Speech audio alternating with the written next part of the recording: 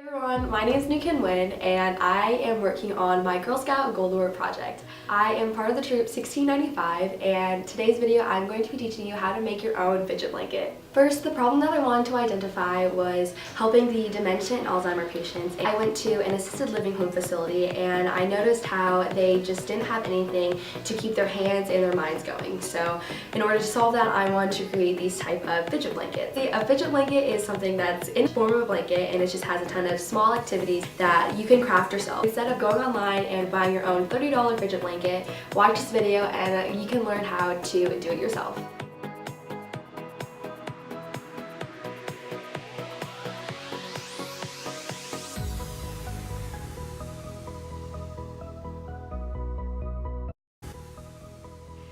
This is the overview of the fidget blanket I'm going to show you guys how to make, and the very first thing that I put on was a rough piece of texture so the person could have a sense of feel, a button so they could play with it by unbuttoning it or buttoning it back up. I put in a buckle as a fun way to open and close something. And then I created a pocket with some string attached, that way the person could practice some tying skills or just mess around with it. My favorite part would probably be the middle because it's a place where they can put a picture either of their family, their favorite food, or their favorite animal, and it's a really good way to personalize their blanket and to help them remember what they want to remember. And just for fun, I decided to add a fidgetable thing that was really appealing to the eye as well as the hands. And then I made an envelope with some Velcro, that way they could open it up and close it back down.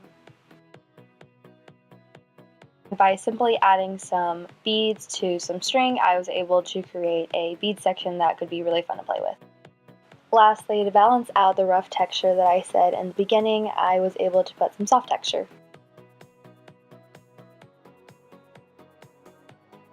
The first step is to grab your blanket and cut it out to be 20 inches wide and 18 inches tall. Then you can grab your decorative fabric, and we're going to work on the very middle piece where the picture is going to go and cut it out to be 7 inches wide and 5.5 inches tall. In order for the picture to be placed down, we're going to put some Velcro on the top of the fabric as well as the bottom of the picture. That way it's easy to change out and just to place down.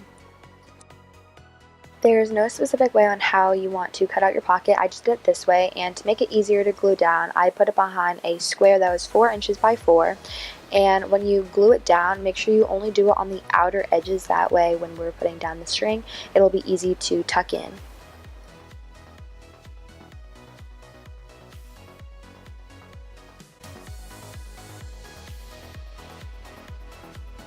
After picking out your decorative accessory in which you want to place on your blanket, I cut out a 4-inch by 1 fabric. That way it's just easier to glue down and make sure that it stays. You can go and grab your soft and your rough piece of texture, in which we're going to put on the bottom right as well as the top left. We're going to cut out 3 pieces of fabric. One is going to be 5, the other 6.5, and the last one 6 inches. And this is a good way just to outline the triangles and to make your blanket even more appealing than it already is.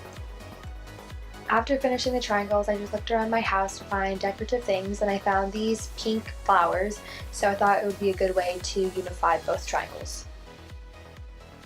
Get a hold of another piece of fabric and cut it 5.5 by 3.5, and this is going to be behind where we're going to put the button part.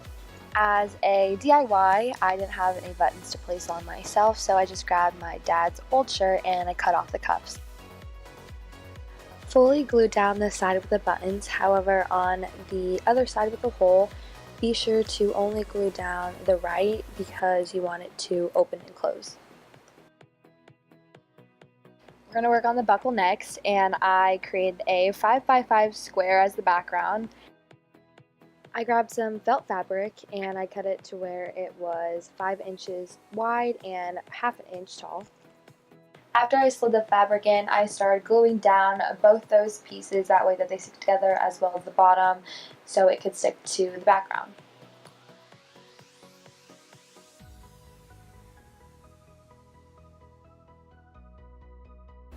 The second to last thing is the beaded section, and grab some more fabric and cut it to be 4 inches wide and 6 inches tall.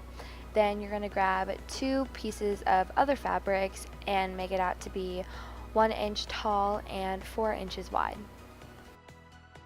Then grab some beads and put it through the string, and you can put as many beads as you'd like. To fit between the 2 pieces of fabric, you can cut and adjust your string size. An easy way to glue down your string: get your piece of fabric and make sure that all 3 strings are aligned.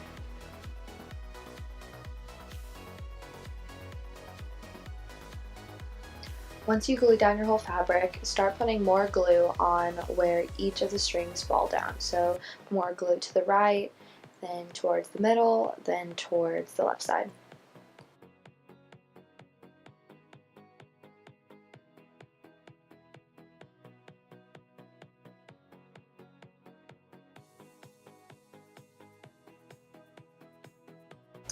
Now on to making the envelope. You can grab your felt piece of fabric and cut right into the middle of it.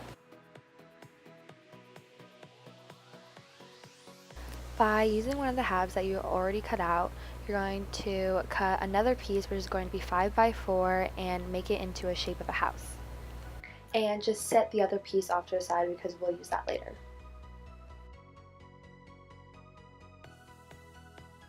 These are the 2 pieces that you're left with, so grab the house-shaped like piece and put it on top of that other fabric, and you're going to basically trace it out so you're only cutting that top triangle of it, just like so.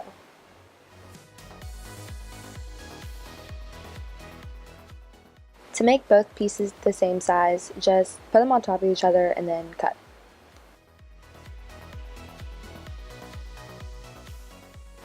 Be sure to only glue the outer edges, that way the person can put things into the envelope. Add some Velcro on, and when you're placing the envelope onto the blanket, be sure to only glue down the rectangular side rather than the flap so it could open up and down. Thank you so much for watching my video. Hope you guys enjoyed and learned how to make your own Fidget blanket.